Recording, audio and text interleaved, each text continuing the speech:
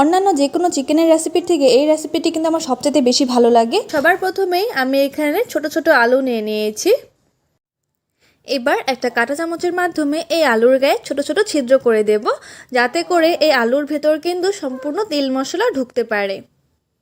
সবগুলো আলুর গায়ে ছিদ্র করে নেওয়ার পর এবার গ্যাসের মধ্যে বসিয়ে দিয়েছি কড়াই ও তাতে দিয়ে দেব খানিকটা সরষের তেল।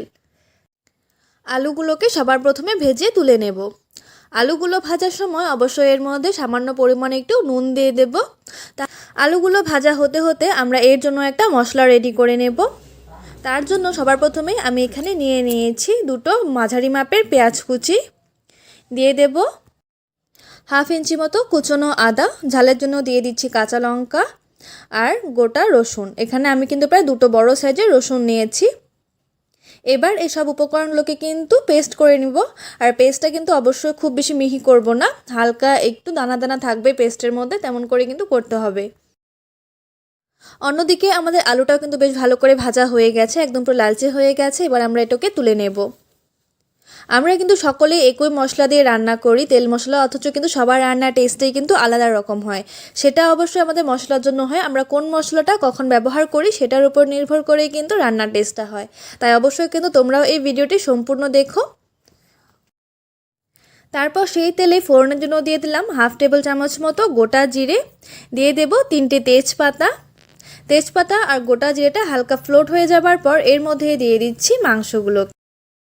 আমার এই মাংসগুলো যেহেতু অনেকটাই কচি ছিল, তাই এর মধ্যে কিন্তু আমি আগে থেকে কোনো রকম নুন হলুদ মাখিয়ে রাখিনি। তোমাদের মাংসটা যদি একটু হার্ড হয় সেক্ষেত্রে তোমরা নুনটা কিন্তু প্রায় 10 মিনিট আগে একটু মাখিয়ে রাখতে পারো।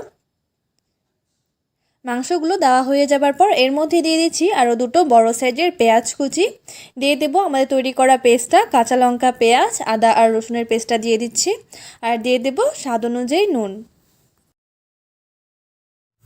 নুনটা দেওয়ার পর এই মাংসটাকে কাঁচা লঙ্কা আর এই পেঁয়াজের পেস্টের সাথে কিন্তু বেশ ভালো করে ভেজে নিতে হবে প্রায় 10 মিনিট পর্যন্ত। 10 মিনিট পর্যন্ত মাংসটাকে কাঁচা লঙ্কা আর রসুনের পেস্টের সাথে বেশ ভালো করে ভেজে নেওয়ার পর এর মধ্যে দিয়ে দিচ্ছি 1 টেবিল চামচ মতো হলুদ গুঁড়ো, দিয়ে দেব কালারের জন্য 1 টেবিল চামচ মতো লাল লঙ্কার গুঁড়ো, আর দিয়ে দিচ্ছি এখানে জিরে আর ধনে বাটা। এখানে কিন্তু আমি জিরে আর ধনেটাকে হালকা একটু শুকনো তাওয়ার মধ্যে রোস্ট করে তারপর সেটাকে পাটায় বেটে নিয়েছিলাম। তোমরা চাইলে কিন্তু এটা গুঁড়ো ব্যবহার করতে পারো। তারপর এর মধ্যে দিয়ে দেবো একটা বড় সাইজের টমেটো পেস্ট। তোমরা চাইলে কিন্তু টমেটোটা কুচি করেও এর মধ্যে দিতে পারো। এইবার এই সব উপকরণগুলোকে কিন্তু বেশ ভালো করে 10 থেকে 15 মিনিট পর্যন্ত মিডিয়াম ফ্লেমে কষিয়ে নিতে হবে।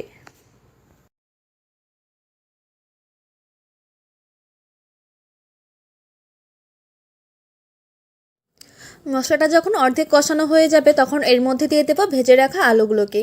এই আলুগুলোকে দিয়ে আরও 10 মিনিট পর্যন্ত লো ফ্লেমে ভেজে নিতে হবে। বন্ধুরা, তোমাদের এই সম্পূর্ণ ভিডিওটি দেখার পর যদি তোমাদের এই রেসিপিটি ভালো লেগে থাকে তাহলে অবশ্যই আমার চ্যানেলটিকে সাবস্ক্রাইব করে ভিডিওটিতে একটি লাইক করে দেবেন আর পাশে থাকা বেল আইকনটিতে প্রেস করে দিন। মাংসটাকে বেশ ভালো করে কষানো হয়ে যাওয়ার পর এর মধ্যে দিয়ে দিচ্ছি পরিমাণ অনুযায়ী জল। তোমরা কে কতটুকু গ্রেভি খেতে পছন্দ করো সেই অনুযায়ী কিন্তু এখানে ঝোলটা দিতে পারো। এখানে যেহেতু আমি আলু দিয়ে রান্নাটা করছি তাই এখানে ঝোলটা একটু বেশি পরিমাণেই দিলাম। এই ঝোলটা দিয়ে অবশ্যই এটাকে ফুটতে দেবো আরও 5 থেকে 10 মিনিট পর্যন্ত। আর এখানে কিন্তু আমি গরম জল ব্যবহার করেছি। ঝোলটা পুরোপুরি ফুটে আসলে এর মধ্যে গরম মশলা গুঁড়ো ছড়িয়ে নামিয়ে নিলে কিন্তু রেডি হয়ে যাবে আমাদের আলু দিয়ে মুরগির মাংসের ঝোল। তোমাদের এই রেসিপিটি কেমন লাগলো অবশ্যই কিন্তু আমাকে কমেন্টস করে জানিও।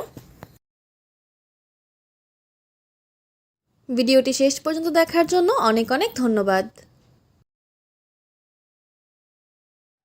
ডিমের এই রেসিপিটি তৈরি করার জন্য সবার প্রথমে আমি এখানে 4টি সিদ্ধ ডিম নিয়ে নিয়েছি। তোমরা এই ডিমের পরিমাণটা কম বেশি নিতে পারো।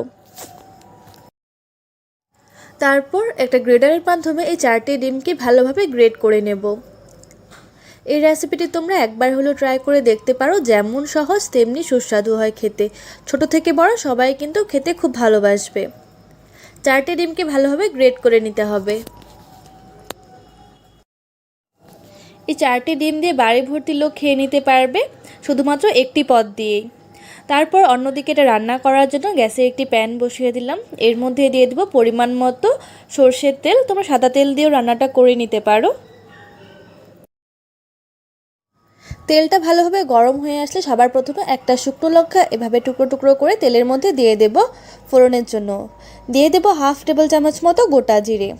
এবার গোটা জিরে আর শুকনো লঙ্কার ফ্লেভারটা তেলের মধ্যে ভালো করে একটু মিশতে দেব।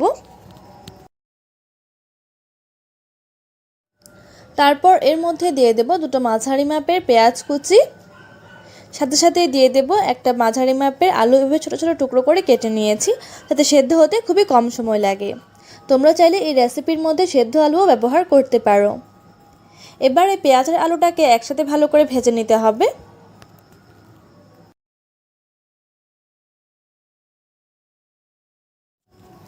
আলুটা ভাজার সময় অবশ্যই এর মধ্যে দিয়ে দেবো স্বাদ অনুযায়ী নুন আর দিয়ে দেবো পরিমাণ মতো হলুদ গুঁড়ো। এবার এই হলুদ গুঁড়ো আর নুনটাকে দিয়ে ভালোভাবে ভেজে নেব প্রায় 2 থেকে 3 মিনিট মতো।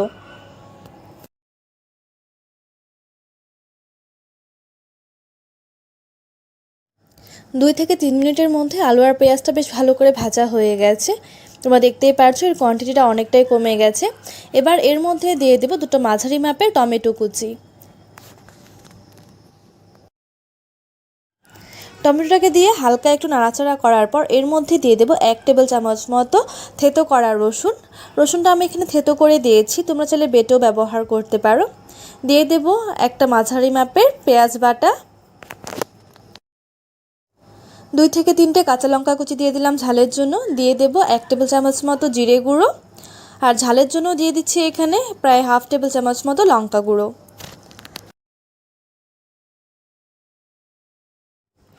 তারপর এই সব উপকরণগুলোকে ভালোভাবে কষিয়ে নিতে হবে প্রায় 4 থেকে 5 মিনিট মতো।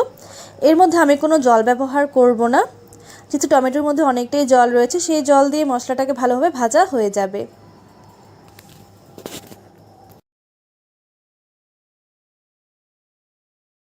প্রায় 4 থেকে 5 মিনিট পর দেখো মশলাটা বেশ লাল লাল করে ভাজা হয়ে গেছে, মশলা থেকে তেল ছেড়ে দিয়েছে।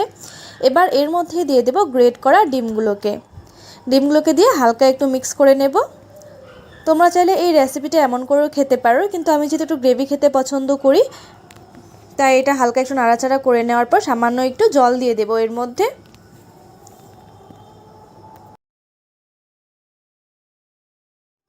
জলটাকে দিয়ে এবার 10 মিনিট মতো মিডিয়াম ফ্লেমে এটাকে ভালো করে ফুটিয়ে নিতে হবে। তোমরা চাইলে এর মধ্যে সামান্য একটু চিনি ব্যবহার করতে পারো, যদি একটু মিষ্টি মিষ্টি খেতে পছন্দ করো তোমরা এই রেসিপিটা। 10 মিনিট পর দেখো ঝোলটা একদম পুরোপুরি শুকিয়ে গেছে। এবার এই পর্যায়ে আমরা এর মধ্যে সামান্য একটু গরম মশলা গুঁড়ো দিয়ে দেব।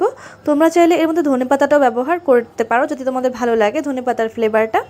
ধনেপাতা কিংবা গরম মশলা গুঁড়ো ছড়িয়ে নামিয়ে নিলে কিন্তু তৈরি হয়ে যাবে আমাদের ডিমের কোরমার রেসিপি। তোমাদের এই রেসিপিটি কেমন লাগলো অবশ্যই আমাকে কমেন্টস করে জানিও। ভালো লাগলে চ্যানেলটিকে সাবস্ক্রাইব করে ভিডিওটিতে একটি লাইক করে